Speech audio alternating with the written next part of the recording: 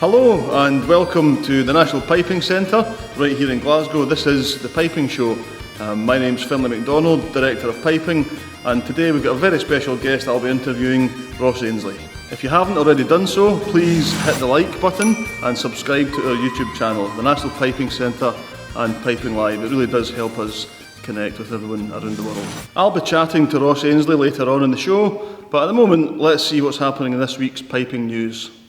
This week at the National Piping Centre is the Adult Summer Gathering. There are 10 countries represented across our attendees, and it's great to see so many people online and in person again. Piping Live is coming soon with the first event, the Silver Chanter in Sulmorostig in Skye on Wednesday the 3rd of August. Then the main event starts from the 6th to the 14th of August, where we have emerging composers with the National Youth Pipe Band of Scotland on Monday the 8th. We have Rura with Ross Ainslie and Bríde on Friday the 12th of August. The Learn At Live workshops are back on Tuesday, Wednesday and Thursday of Piping Live week, with workshops from 6 fantastic presenters, including Roddy McLeod, Chris Armstrong and Murray Henderson. Also during the week, we have our street cafe and lots of free events going on, so make sure you check out www.pipinglive.co.uk to find out more. In wider piping, there was a series of Highland Games across the country this week, with John Mulhern from the National Piping Centre winning at the Loch Ernhead Highland Games, Lachi Dick won at Airth Highland Games, and the Ulster Pipe Band Championships was won by Closkelt in Grade 1. Coming up this Saturday is the final major before the World Pipe Band Championships, with pipe bands from across the country coming to Leven Grove Park in Dumbarton for the Scottish Pipe Band Championships. The Worlds will take place on Friday the 12th and Saturday the 13th of August. If you have any news you would like to send us, please email it to news@bagpipe.news, and you can feature on our Bagpipe News website and here in future episodes. I've been Helen Urquhart for The Piping Show. Now it's time for this week's Piping History section, and to talk you through that this week we have the National Piping Centre's own Dr. Andrew Bova.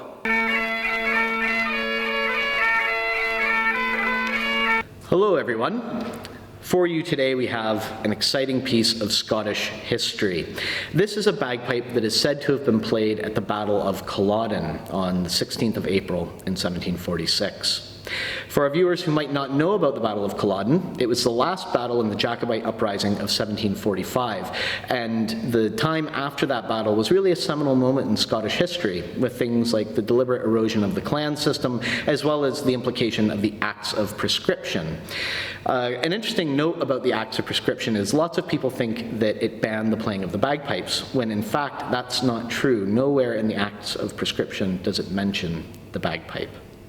So here we have a bagpipe that is said to have been played at the battle. Now, if that's true, this is an incredibly important piece of history for all of Scotland. And if it's not true, it doesn't matter, because this is still a beautiful artifact, incredibly well preserved, that we can learn lots about the history of piping from. You'll notice a few interesting things about this bagpipe. Maybe the first that our viewers will notice is that it only has 2 drones.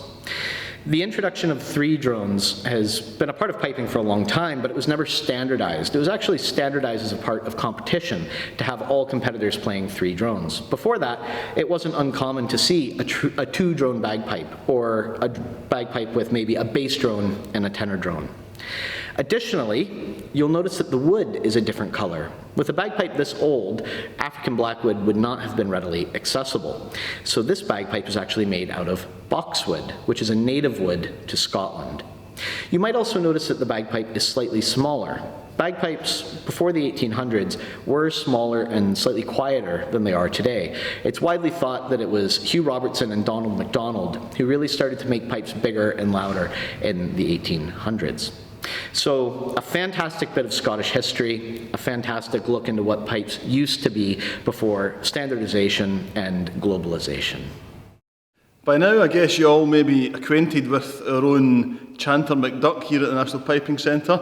Like many pipers and like many musicians, he loves travelling, so we're just going to see where he's been this week.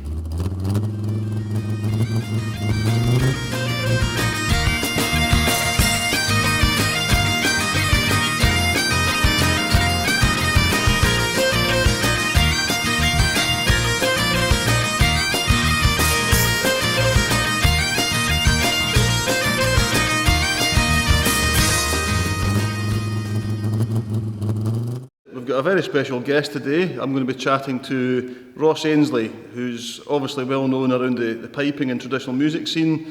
Personally, I've known Ross for over 20 years and we've worked together, we've hung out together a lot. So we're going to chat about his influences, what got him into piping, what he's doing now, what's coming up in the future, and just generally talk about music and whatever else we're up to. So I hope you enjoy. This is Ross Ainslie.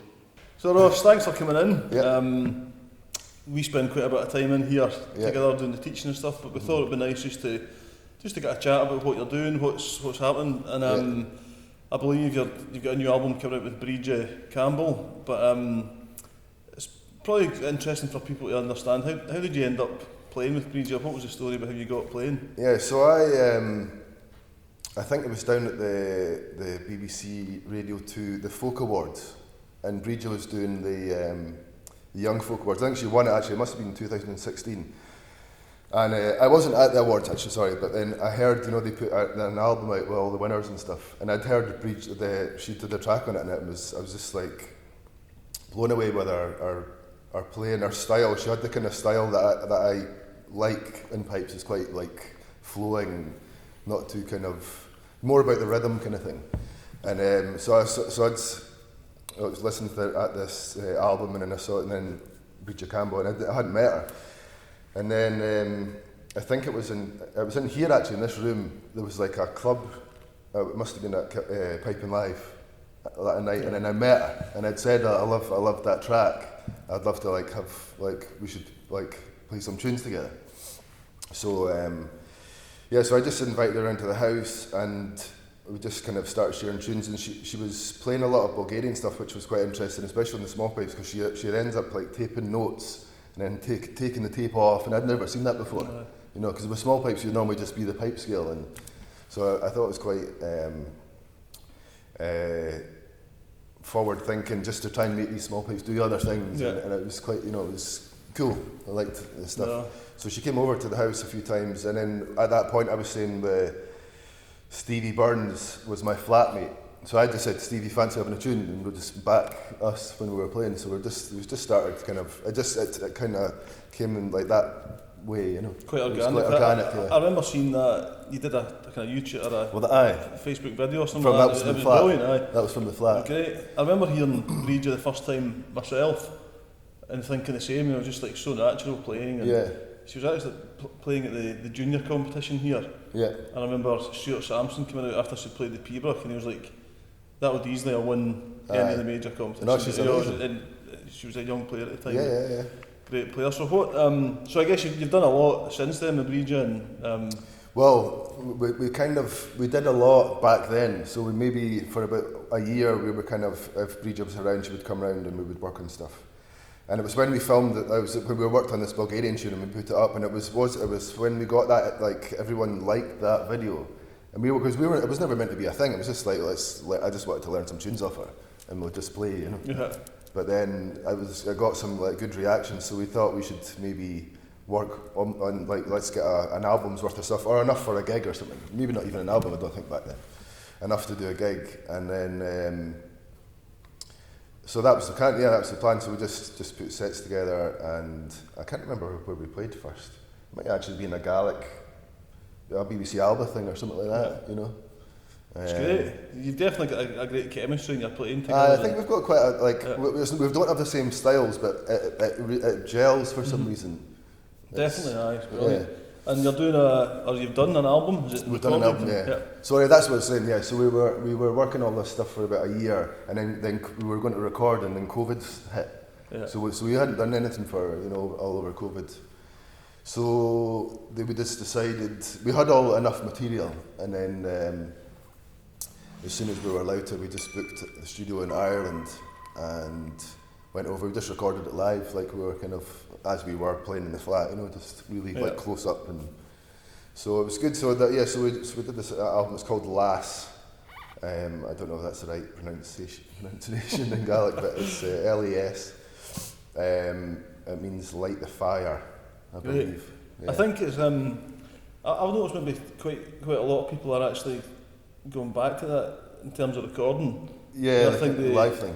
getting back to that kind of live thing. I think the scene, the kind of try the scene's probably been through quite a got a spell of things being really kind of very, clean and you know, nicely recorded in studios. But I think there's quite a few folk now going back to getting that kind of that live, slightly more spontaneous kind of sound. And I think if you're, it depends what kind of band you are. But I remember with Treacherous, it was always very gridded. I think anything that's got drums in it, unless you do it live, you kind of have to grid, not grid things, but like you have to kind of get things in time if you want to add on. So I think there's a lot of, especially Treacherous were like that. And maybe, I don't know, some younger bands after that, it seems to be a thing about being, maybe it doesn't really suit the music that well. It does if you're in a big band with drums and stuff, it does kind of maybe suit it better, but see when it's just tunes, the whole thing about the tunes is that live feel and like actually like speeding up or slowing down or more speeding up, I would say. But you know what I mean? Yeah, so, totally. And you don't get that when you get the, when you do things to click, you just, it becomes clean, like you're saying. Yeah. And then you kind of lose the, I mean, it will sound good, it will sound precise, but you lose that thing of what the music is really, you know. No, I agree with you. I think and it's more fun. Yeah. And it's more fun to look back and because you remember that. I remember that take. You remember how you feel on that take. And how you feel because you like I remember when we were playing. I mean, when we were just getting into it, it was like, oh, gee, we've got to do an album here, and we've got like 3 days, you know. And then it was taking quite a long time to kind of get like just that first set together. But then as we got into it, you kind of like you're more relaxed and. Yeah. But then it's getting that feeling of, because you all know it, you're like, that's the take. Straight away when you're finished, you're just like, that's it. Yep. Next. That's great. So the album's been launched at Pipe and Life? Yep. So we'll probably get copies back in the next couple of weeks. Yeah. Great. Yeah. And in terms of the music, is it mostly your own, like you and Breeze's tunes?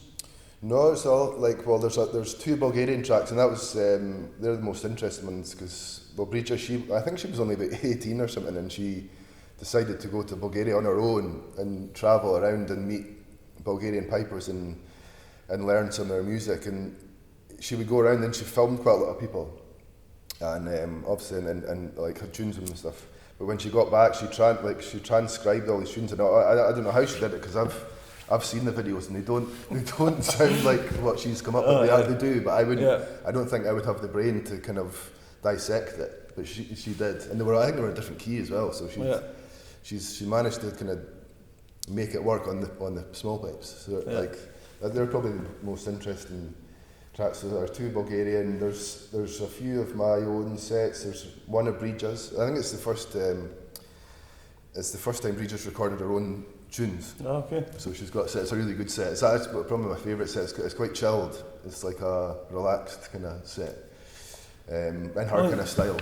I mean, I think, am I right in saying that for the most part, when you play with Breeze, it's on the C small pipe? Always C. That's the kind of thing with it. And it's her thing, it's not my thing. Yeah. I got a set of C small pipes because of Breeze. Yeah.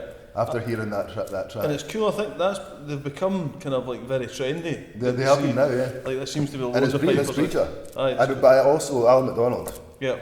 Because I was speaking to Finn, who makes, we're doing an album actually in October, I think it is. It's, you know, the piper and the maker. Aye, yeah. But he's doing one with just C small pipes. Yeah, it's become like a really popular thing again. Aye, but it's Breeja. I think that's kind of made it that kind of way. But also her pipes are kind of, they sound really different to mine, because mine are blackwood, but hers are boxwood, and they're a much mellower, full sound. Yeah. It's great that, you know, it's nice you that... can tell it's her, you know, when she... Oh, it is, it's got quite a sound, isn't it? And, not great for the sessions, I guess, right enough, but... No, I know, I just get loads of... But it's good, it's interesting that how they, you know, like one person or a few people can like influence that whole... just influence like a the change generation, people get onto those C pipes, and they sound lovely, they get a really sweet sound off them. And I've heard suppose it's happened in most generations, like Gordon's probably a lot with them were using C's and F. There wasn't many people before that. Alan, I suppose. Alan and Gordon were probably quite a lot to do with that. Alan MacDonald, yeah.